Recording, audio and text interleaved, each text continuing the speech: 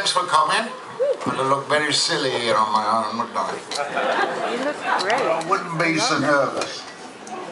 Okay, so when I do these kind of things, one of the questions I get asked a lot is where do you get inspiration for songs, or poems in my case. And so I'm going to tell you a story of not a typical, but a very interesting 2.5, 3 days on the road. And somewhere in there is the poem that's on the other side of this. Ooh. And it was probably 73, 72 back then. And we were heading, oh no, it was earlier than that, 68, yeah. And we were heading into Chicago. I'm going to watch your ears. We were heading into Chicago to do a radio show, a live radio show, and we hit a storm. It was winter, but it was actually autumn. But it was one of those lake effect storms. There was ice on the roads. The wheel arch of the wagon we were in all froze up, and of course we were late getting there because everything was skating on the road and slow motion accidents, so bang. And when we got to the hotel, because Chicago had been stopped by this storm, a lot of people were stranded, and somebody had bribed their way into our hotel room. So of course we didn't get there till about 11:30, 12. So somebody had lined their pocket, and some lucky person was asleep, but we had nowhere to sleep. So we didn't know what to do, so we got on the phone and asked an operator, sort of says we're English and we're lost and help. And she got us this hotel room where we drove down there. And it was a typical motel, a tiny little bit maybe seedy, but okay. And we went to sleep, woke up in the morning, and there's guitars playing all over that hotel, music and all stuff, and we come down, and there's 2 tour buses staying at the hotel, full of black people. 2 tour buses and us, and we go into the breakfast place. We had the best breakfast we'd had in America. You know, the bacon, the ham was ham, not processed, made up stuff. It had fat round the edge, and well, you could tell it would once been a pig. And as eating the eggs, it was great. And then a couple of the guys came over and started chatting and playing guitars and stuff like this, and singing and generally having a good time. And we rang up the record company to sort of say, you won't find us at the other hotel, we're at this hotel.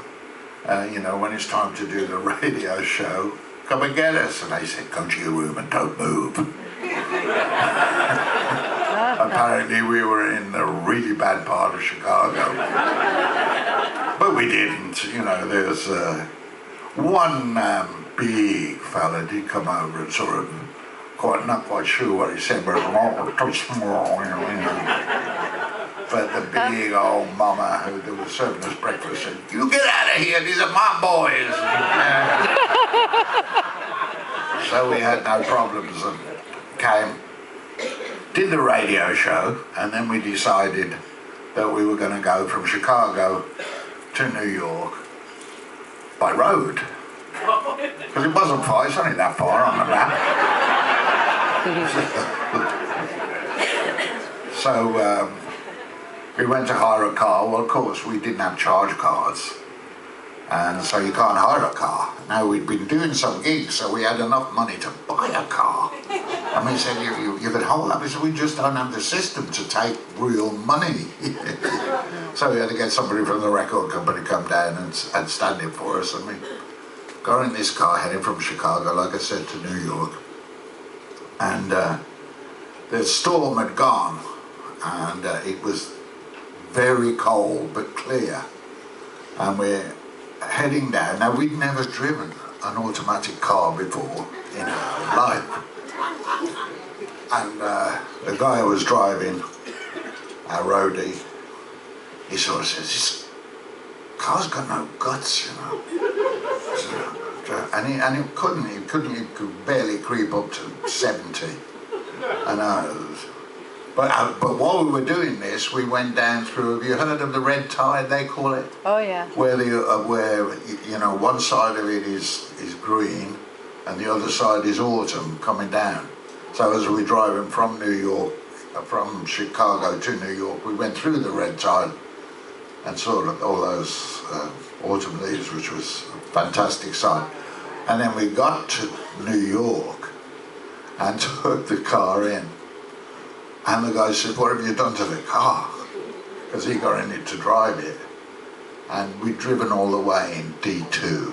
Oh, man. So the transmission and the engine and the car got thrown away. And unfortunately, we'd had full insurance on it.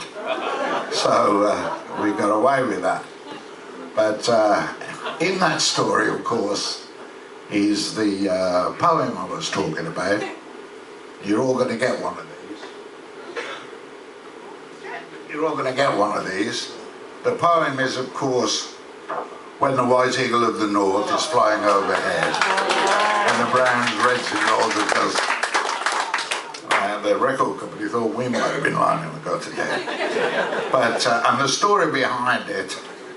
This is a painting from my very good friend and girlfriend, Rilla Fleming. Yeah, baby! This is a painting. Now, it was inspired by a real photograph I saw on Facebook of a real cloud formation, and I was sort of interested in using it. But I couldn't find it. You know what it's like. If it's 3 days old, you just can't find it. Yeah. You know, it's gone. So if anybody knows who the guy is, say, or girl, in fact, say thank you very much. And I'm very proud of it. And so you're all going to get one of those. Rilla's signature is down here, but she cheated. She signed the original painting. I had to sign 300 of those.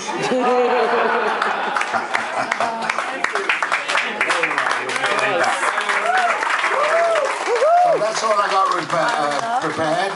So we had a secret signal so that I can get moved to the next stage, and the secret signal is help me sell. Well, it's going to be easy, and we're already underway, and just relax. It'll be fine. Okay, that's advice from a pro. Not a pro, just a kid from work. So, you know, one of the questions that musicians get asked a lot is some of the earliest inspirations. Hang on. You do know I'm a drummer, right? Yeah. Oh, but there are those that claim the drummers aren't really musicians. I would like to know, what's your early inspiration, because you are quite the reader. You were a writer, poetry. When did that seep into you? Were you a very young child? Was it something that you started to really take an interest in as you went through school? Very young. Oh wow, you've knocked the scabs off a really old story there. Yeah, I don't know how old I would be. I'll probably be 8 or 9. And we had this thing in the English class to write a composition, as we used to call it.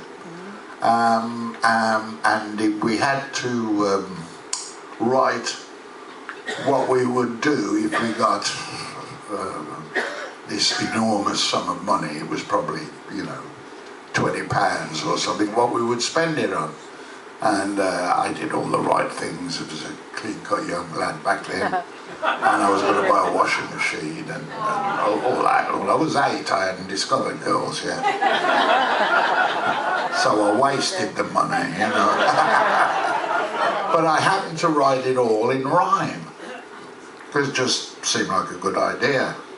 And I read it out, and the master, schoolmaster, asked me to bring it out the front, and when he looked at it, he was surprised because he said, don't you know that when you write poetry, you're supposed to end on the rhyme word and start a new line? And I said, no, I'd just written it straight down. I never read poetry. It just sort of seemed to flow out of me. And my second school, these painful days, my second school was somewhat different. We had to learn Gray's Elegy. Are you familiar with that one? The curfew tolls the knell of parting day, the lowing herd winds slowly o'er the lea, the ploughman homeward plods his weary way and leaves the world to darkness under me. It's where the saying where somebody lives in an ivory tower, it comes from that poem. And I was really taken by it, and I give it the full measure in class. And I went to an all-boys school. There was no young ladies there to soften things. And so that playground, I had a run for my life. You made up for it later. Yeah, I think that's where I started to learn to make jokes to cover my sit-upon. CYA. So, yeah, and I did get into reading poetry after that, but I never have taken to the more modern poems, where I do like rhyming. And the modern ones, they seem to want to, they don't rhyme, and they move the words, or write the words in such a way, like if it's a cliff, they go cleave. And that all seems a bit clever to me, so I do go more for the old romantics, the 1780s, the Shelleys, although T.S. Eliot I did like. Yeah. Poor mental worm. Okay.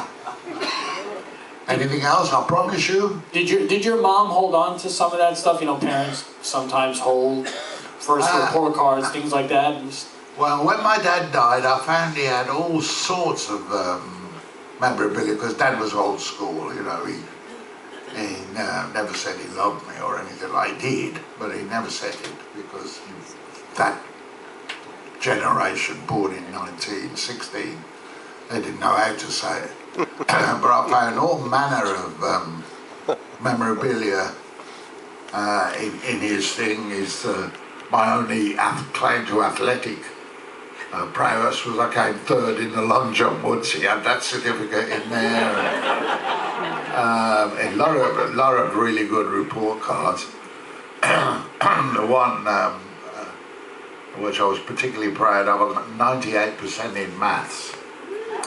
And there's thank you, but there's no way you can get 98%. The way they mark, if you've got the system right, but you've got just made a simple arithmetical mistake, they dock 5 points off. So you can either get 100 or 95. And my dad went with me to school, and back in those days, parents didn't go to school, no. And he just said, well, we just want to know what you did. And the massive call, right, he said, I just couldn't bring myself to give 100%. Couldn't do it. Want some leeway, some room. So yeah, but I found that one, and I'd forgotten it. I remembered the 98%. But I also got 86 in applied science, and 75 in technical drawing, and 43 in English. Look at the know. I think it was because I started reading. Mum, I was born in 1941, and we spent a lot of time in the air raid shelters when I was a little kid. And Mum taught me to read, so I could read by the time I was 3. I was a member of the library when I was 4, and I was scan reading, reading. And I think it's when you learn to read at an early age, because you scan, you don't spell out the words. You can't spell. Spell check has been a godsend to me. Because you read it so fast. I mean, we all do it now when you read a book, and there's one of the characters is a Czechoslovakian, will say you get ski, and you don't bother with the great long bit in the middle.